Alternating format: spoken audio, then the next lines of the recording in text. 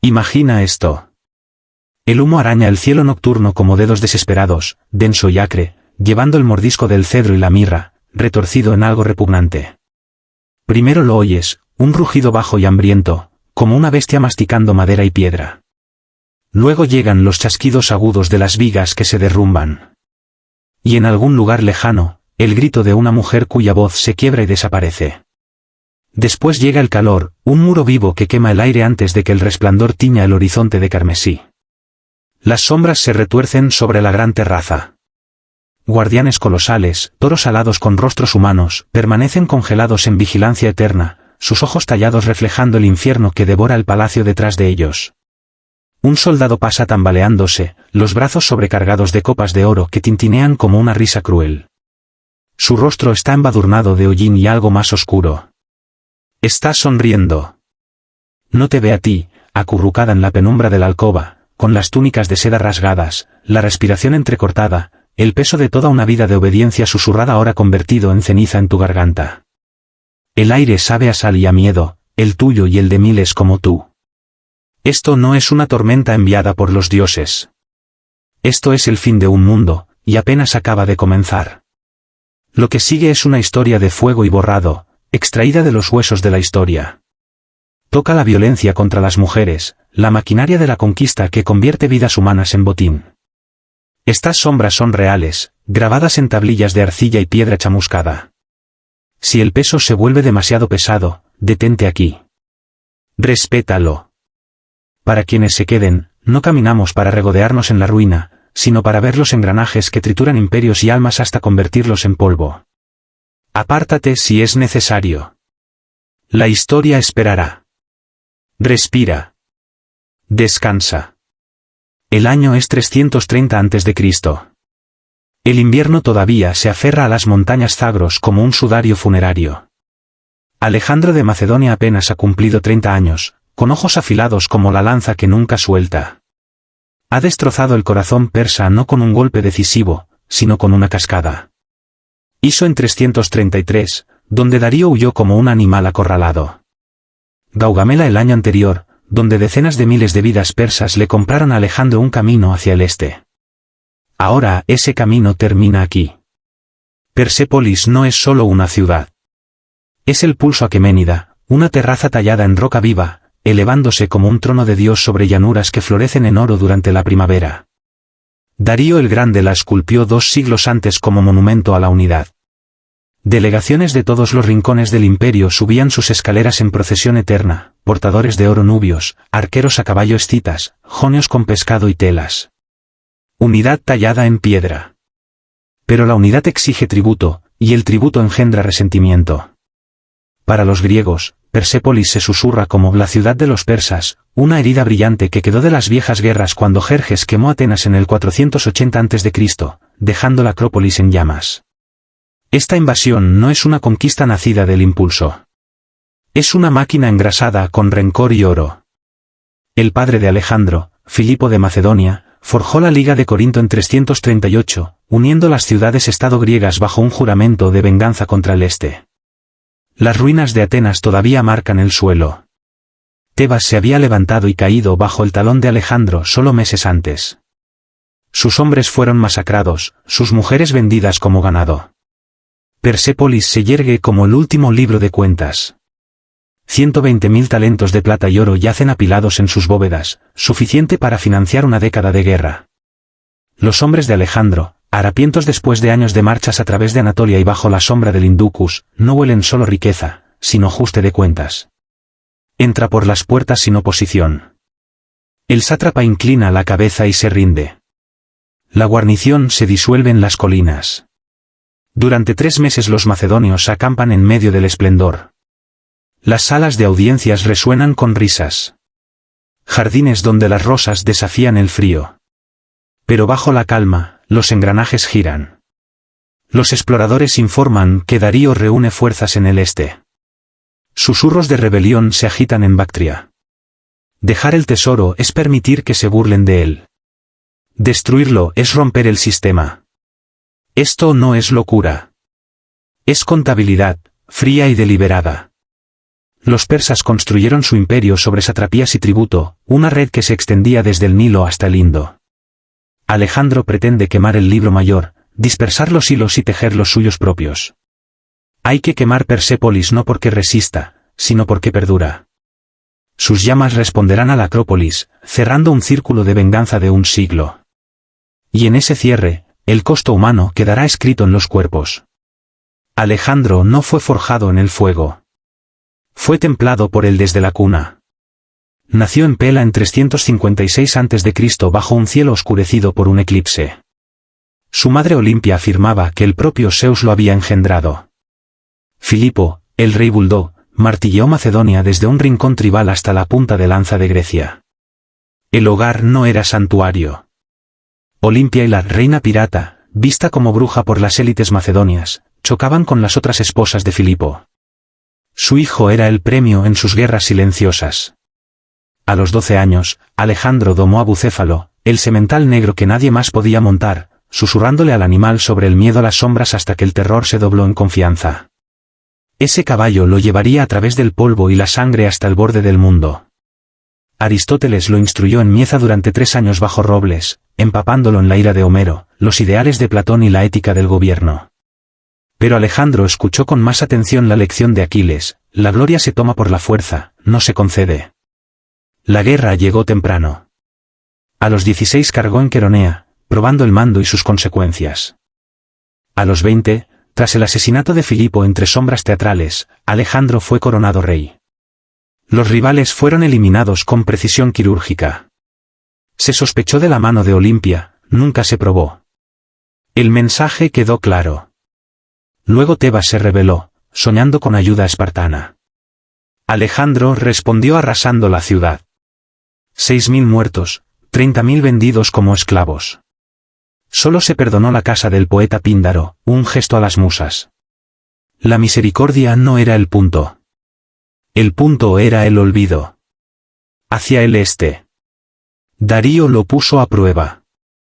Ejércitos vastos relucientes de riqueza. Alejandro los flanqueó, los rompió y reclamó la tienda del rey persa. Togas púrpuras, carros de oro y la familia de Darío. Cuando la madre reina se postró ante el hombre equivocado, Alejandro la levantó con suavidad. Madre, la llamó. Bondad o cálculo, le ganó legitimidad. Pero aparecieron grietas. Los viejos generales cuestionaban el empuje interminable hacia el este. Uno murió envenenado en 330, el mismo año en que ardería Persépolis. La lealtad se deshilachaba bajo el peso de la ambición. Para cuando Alejandro llegó a las puertas persas, ya no era un prodigio. Era carne de máquina. El paso era estrecho, rodeado de piedra, Termópilas al revés. Ariobarzanes, sátrapa de Persia, lo defendía con 15.000 hombres. El asalto frontal de Alejandro costó sangre Macedonia. Cayeron los compañeros bajo la lluvia, los caminos convertidos en barro. Así que fingió retirada, sobornó a un pastor local para que guiara una fuerza de flanqueo por senderos de cabras bajo un cielo sin luna. Al amanecer, el acero golpeó por la espalda. La línea persa se quebró. Ariobarzanes huyó hacia su muerte. Persépolis quedó abierta. Alejandro se detuvo al pie de la terraza. Bucéfalo resoplaba vapor en el aire frío. Esta no era una ciudad común. Era la culminación. El corazón que arrancaría para robarle su latido. La lógica de Aristóteles y el hierro de Filipo exigían ahora su pago. Lo que vendría no comenzaría con el rugido del triunfo. Comenzaría con el rechinar silencioso de los engranajes que convierten el esplendor en escoria. El agarre del invierno se aflojó mientras la primavera se acercaba, pero el aire sobre Persépolis permaneció pesado, impregnado de jazmín de patios ocultos y un leve sabor metálico a miedo. La terraza se extendía como la mano de un dios presionada contra la tierra. 50 acres de plataformas de piedra caliza, escaleras anchas como ríos, flanqueadas por lamas cuyas barbas rizadas parecían humear en la luz cambiante. En su cima se alzaba el salón de la Padana, donde los reyes persas una vez recibían al mundo con vino y ritual. Ahora resonaba con botas extranjeras. Alejandro se instaló en el palacio de Jerjes. Las paredes revestidas de marfil brillaban con incrustaciones de lapislázuli. Mosaicos de leones persiguiendo presas relucían bajo la luz de las antorchas. Abajo, casi 30.000 soldados macedonios, tesalios, tracios, griegos se derramaron por la ciudad baja. Sus tiendas florecieron sobre la llanura como una erupción. Los habitantes de Persépolis, quizá 20.000 almas, habían cambiado su misión por supervivencia. Los mercaderes mantenían sus puestos llenos de azafrán y seda. Los sacerdotes del fuego murmuraban oraciones a Ahura Mazda mientras las llamas sagradas parpadeaban bajas. Entre ellos vivía Sara, hija de un noble menor del corazón del imperio. 20 primaveras habían suavizado sus rasgos. Sus ojos eran oscuros como ónix pulido. Su cabello estaba trenzado y adornado con perlas, recuerdos de una madre perdida por la fiebre. Servían los aposentos de las mujeres, un ala surcada de fuentes y piscinas de agua de rosas, donde las sirvientas tejían tapices que celebraban conquistas ya lejanas. Los días de Sara se fundían en ritual, abluciones al amanecer y vapor con aroma a leche, tardes moliendo pistachos para dulces que ya nadie saboreaba de verdad. Por la noche tarareaba antiguos himnos mientras doblaba la ropa, sus dedos recorriendo leones bordados destinados a proteger el reino. Soñaba con cartas de su hermano en Susa, con risas resonando en salas más seguras, con susurros de matrimonio que una vez pronunció un escriba babilonio antes de que la guerra lo silenciara. Dibujaba pájaros en trozos de pergamino, alas extendidas, anhelando cielos más allá de la terraza. No era reina, ni símbolo, solo un hilo en el tejido, invisible pero fuerte. La tensión se enroscaba como un arco tensado. En los consejos iluminados por lámparas, Alejandro escuchaba a Parmenión, viejo y cubierto de cicatrices, instando a la cautela: fortifica la ciudad, conserva el oro, úsalo contra el fantasma de Darío en el este. Pero Alejandro caminaba de un lado a otro. Mapas extendidos ante él, la mirada fija más allá del horizonte. Las bóvedas rebosaban, lingotes apilados hasta el techo, gemas brillando como estrellas caídas.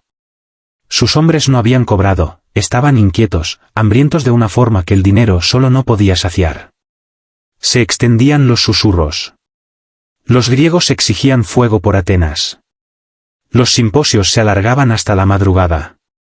El vino de Quíos fluía oscuro y profético. Entre los oficiales se movía Taís, una cortesana ateniense de palabras melosas y ojos afilados como pedernal. Hablaba de la arrogancia de Jerjes, de templos quemados, de mujeres arrastradas en cadenas. Paguémosles con la misma moneda, brindó, levantando la copa. Alejandro rió, pero algo se endureció detrás de sus ojos. Sara oyó como los rumores se filtraban al ala de las mujeres. Los guardias se volvieron descuidados, sus lenguas sueltas por la plata macedonia. Una noche, cuando se acercaba el equinoccio, un capitán ancho como un toro entró tambaleándose por la puerta, la barba trenzada con baratijas robadas. El rey exige tributo, balbuceó, los ojos vagando. Los ancianos avanzaron, los velos bien ajustados. La exigencia se afiló. Joyas, telas y mujeres ofrecidas como regalos para sellar la paz. La negativa llegó suave pero feroz. La vieja Miriam, sirvienta de Sara, se plantó ante la puerta. Servimos al sol y al fuego sagrado, dijo. No a lanzas extranjeras. El rostro del capitán se torció. Rabia, lujuria o ambas. Siguieron los golpes. Las puertas se astillaron. Floreció el caos. Se rasgó la seda. Los gritos atravesaron el aire. Sara corrió. Se metió en un hueco, el corazón latiendo con fuerza, aferrando un fragmento de espejo que captó el primer destello de la antorcha. Lo que siguió se volvió borroso. Manos ásperas como piedra, aliento caliente por el vino, el mundo colapsando en la estrecha prensa de la violación. No brillaron hojas, solo el lento robo de uno mismo. Cuando el amanecer se filtró, los cuerpos yacían esparcidos como ofrendas rotas. El ala de las mujeres, que una vez fue santuario, era ahora una herida.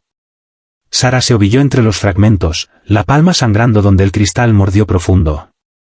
El dolor la ancló. Le probó que todavía era real. La noticia se extendió rápido. Al mediodía, la terraza bullía con fanfarronadas de soldados y lamentos de ancianos. Alejandro lo oyó en el consejo. Su rostro no se endureció de indignación. Permaneció ilegible. Los vencedores toman lo que reclaman como suyo, dijo, volviendo a sus mapas. Hefestión se demoró, instando a la misericordia. Los ojos de Thais brillaban en otra parte. Esto no era sobre Sara. Su nombre se desvaneció en los registros. Esto era la máquina en funcionamiento. La lógica de la conquista, donde los cuerpos compran lealtad, el oro financia la próxima marcha y las mujeres se convierten en moneda. Los historiadores más tarde contarían talentos y sellos en silencio sobre las almas.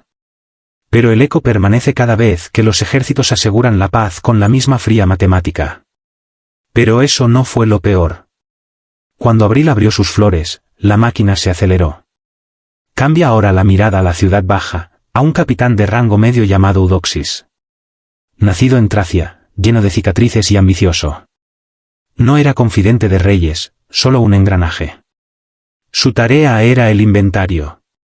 Tributo recolectado, resistencia registrada, números enviados cadena arriba, sátrapa general, general a rey. Brillaban los incentivos, una parte de plata por diligencia, castigo por retraso. Al amanecer, Eudoxis salió con 50 jinetes hacia las aldeas de la llanura. Tributo, ladró a los ancianos, los ojos deteniéndose en graneros, rebaños y hijas veladas en las puertas. El patrón se extendió rápido. Las aldeas se vaciaron bajo las lunas del equinoccio. Los hombres fueron reclutados o muertos. Las mujeres fueron apiñadas en carros para las acompañantes del campamento. El miedo hizo la mayor parte del trabajo. Todos recordaban Tebas.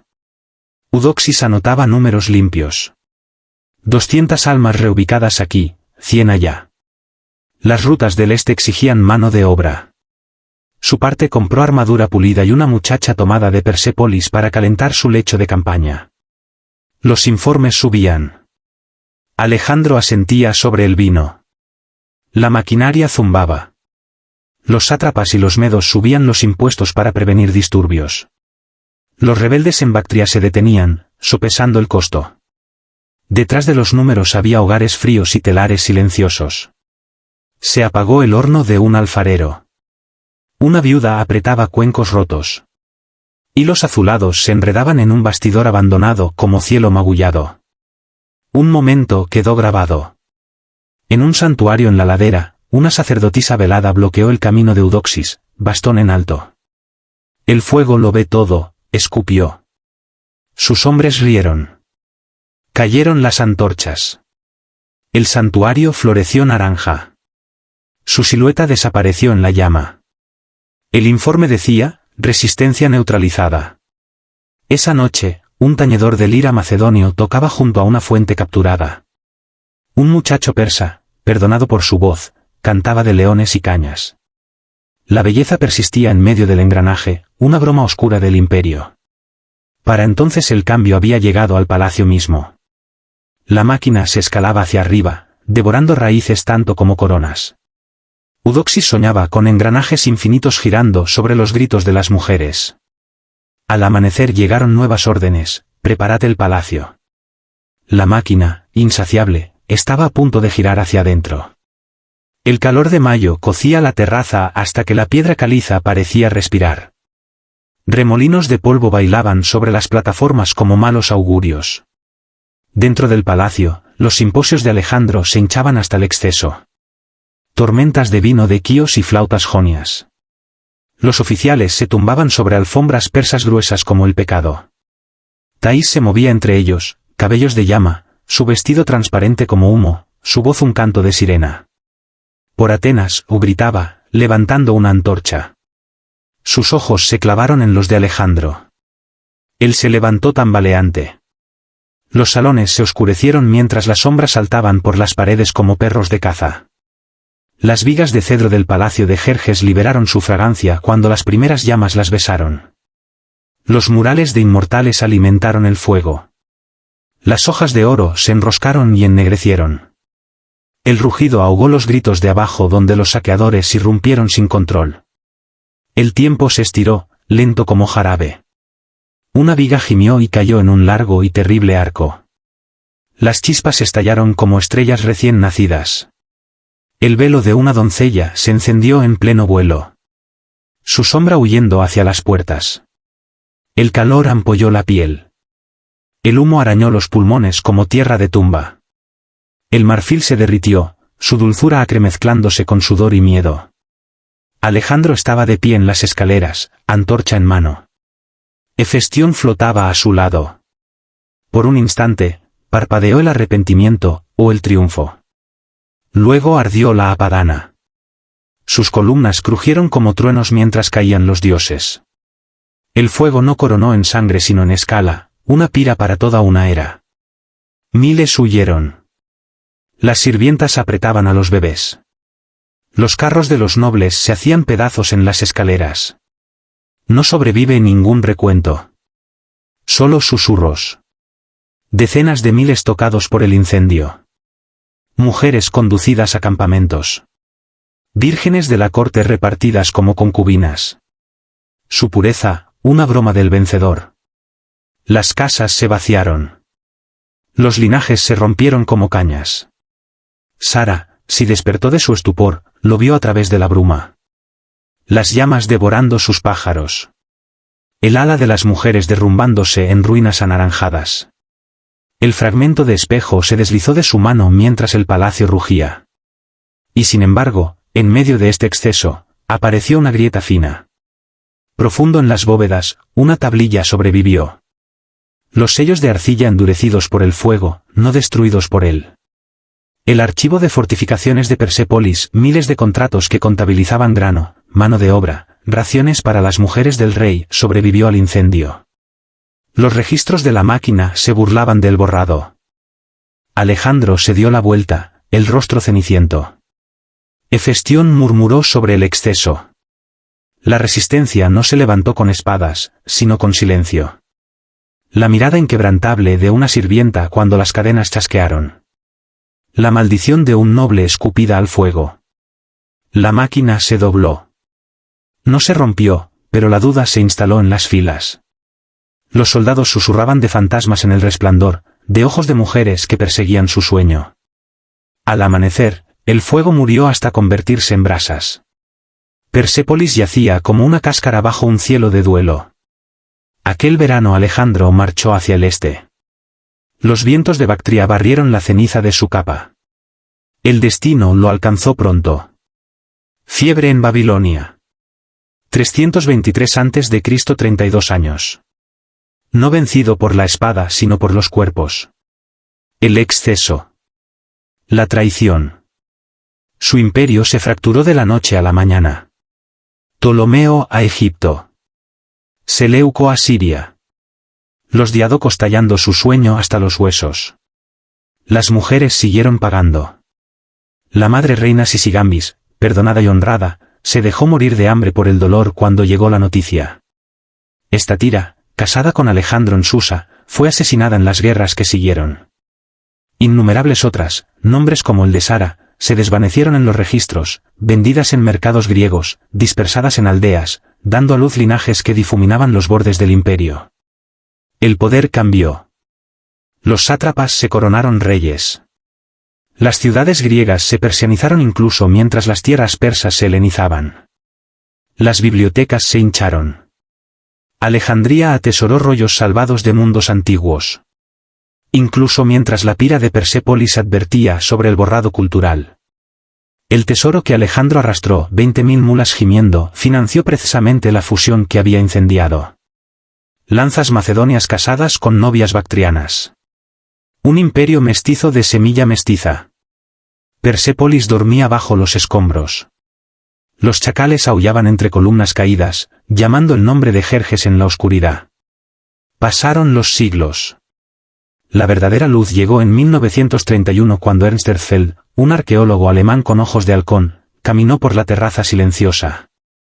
Respaldado por el Instituto Oriental de Chicago, barrió el polvo de las escaleras de la Padana y reveló relieves congelados en medio de la procesión, medos con arcos, jonios con pescado, sin oro, sin fantasmas, solo piedra susurrando unidad que Alejandro había declarado enemiga. Para 1934, las excavaciones se profundizaron. Las bóvedas entregaron decenas de miles de tablillas de arcilla. Contratos de los escribas de Darío que contabilizaban raciones para trabajadores y las mujeres del rey. Herzfeld, fumando cadena tras cadena entre fragmentos, recomponía vidas extinguidas por las llamas. Una tablilla nombraba asistentes, haciendo eco del mundo de Sara. La respiración regresó. En 1979, la UNESCO coronó las ruinas como Patrimonio Mundial. Se levantaron barreras contra los ladrones del tiempo.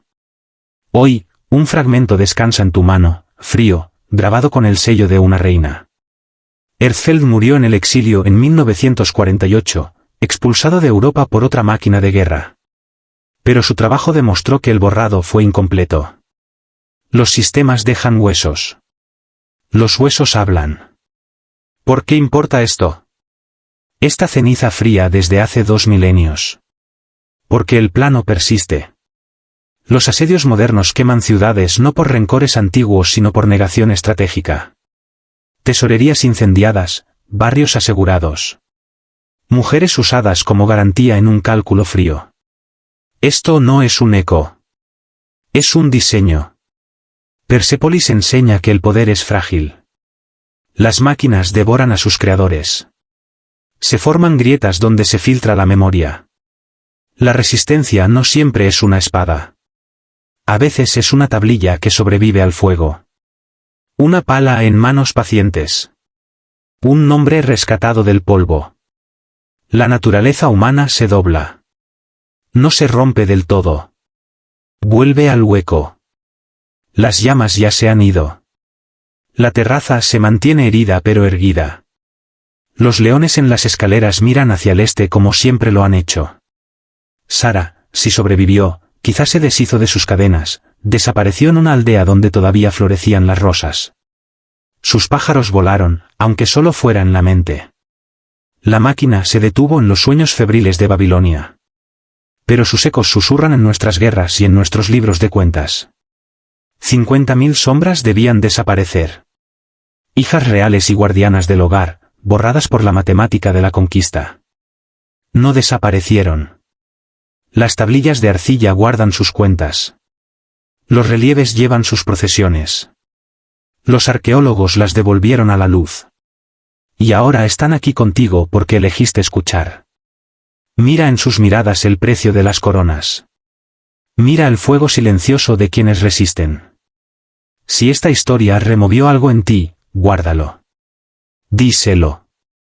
La memoria es una mala hierba terca. Echa raíces en la ruina. Respira.